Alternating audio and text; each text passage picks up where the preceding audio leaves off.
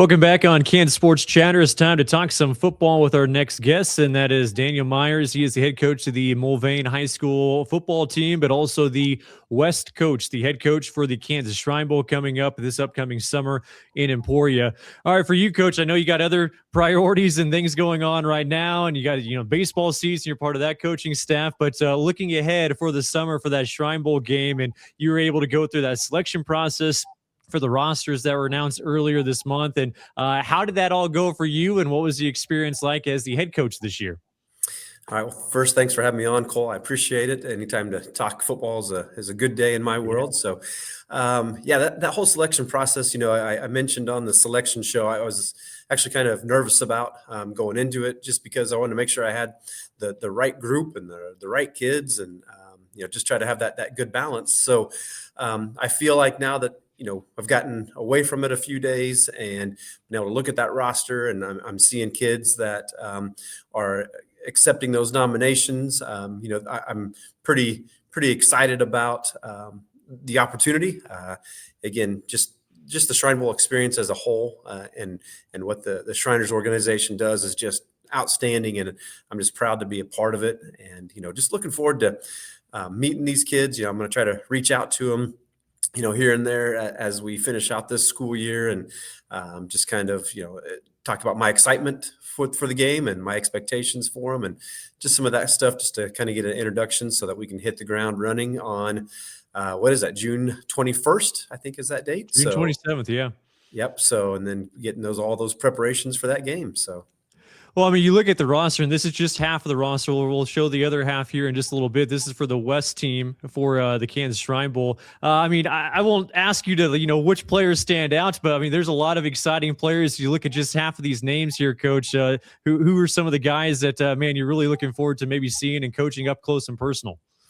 Well, I'll just speak from my spot as I'm an offensive-minded guy. I'm the offensive coordinator at Mulvane, as well as that head coach job, and so I know how important offensive line play is. So when we kind of started our process, we were like, okay, we need to find 5 offensive linemen that just can absolutely go out and do anything and everything. And another thing I learned from last year's experience when I was the coordinator for the Shrine Bowl is some of the guys that were selected were phenomenal players. They were big, strong, physical guys, but I kind of have memories of the kid from Conway Springs saying, Coach, I've never passed that a day in my life. He said, we only go forwards in Conway. And I was like, okay, so we got a little bit of work cut out for us. And after that comment, a couple other kids were like, yeah, we just down block. Yeah, I don't know how to pass that. So, as we kind of built that offensive line roster, we kind of kept that in mind a little bit as well of,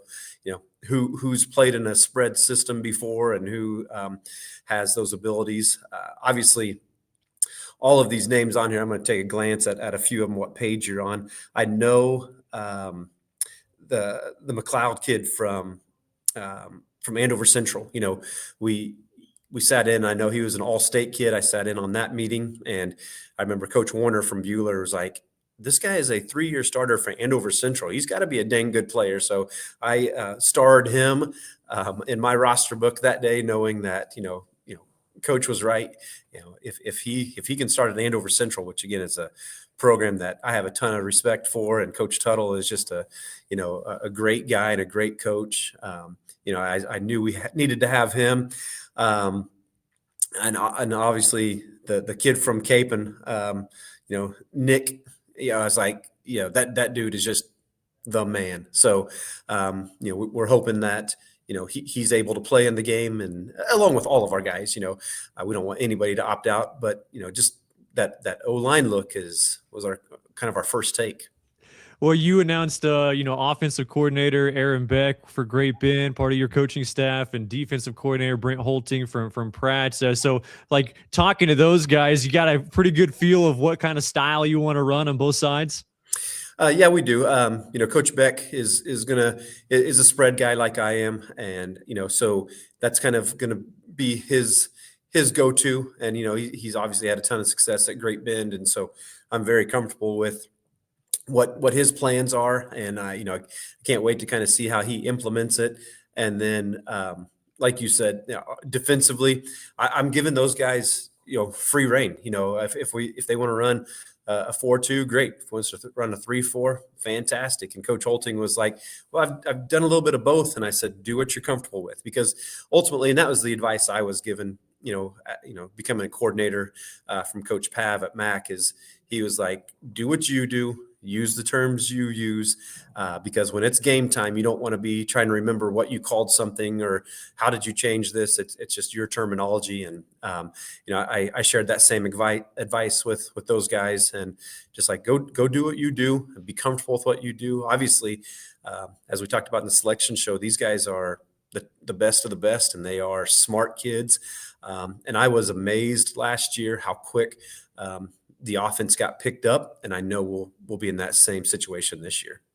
You look at these guys, and there's a lot of them that probably played on both sides of the ball. Like, how versatile do you feel like your roster is? So even if like they were selected for this position, can probably get plugged in at like 2 or 3 different positions. Oh, 100%. There's some of those thoughts of guys that were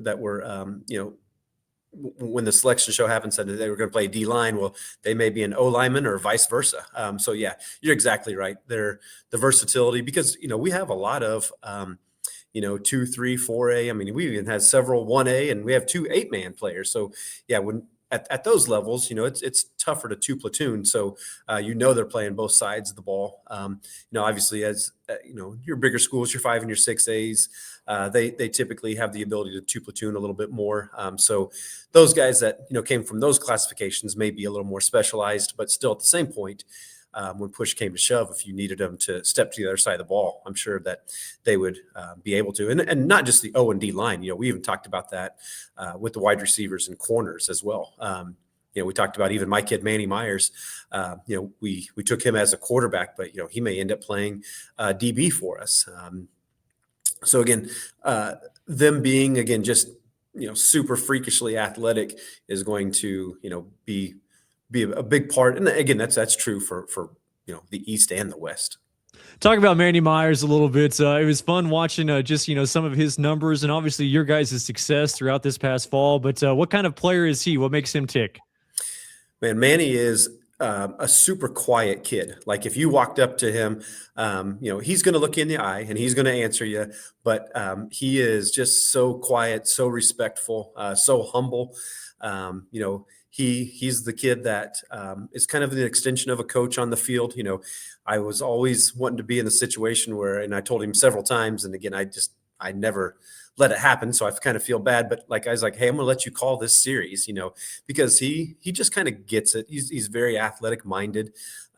And not just as a football player, obviously on our basketball team, he's a big part of what they do. And on our baseball team, he's been our starting center fielder. About midway through his freshman year, he stepped in and filled that need, and just kind of, it's been tough to, take him out of that spot. And, he's just an all around gifted athlete. I think he's going to end up playing baseball at the next level. And so we're excited to, watch him continue to grow, but awfully excited to have an opportunity to coach him one more time in this game.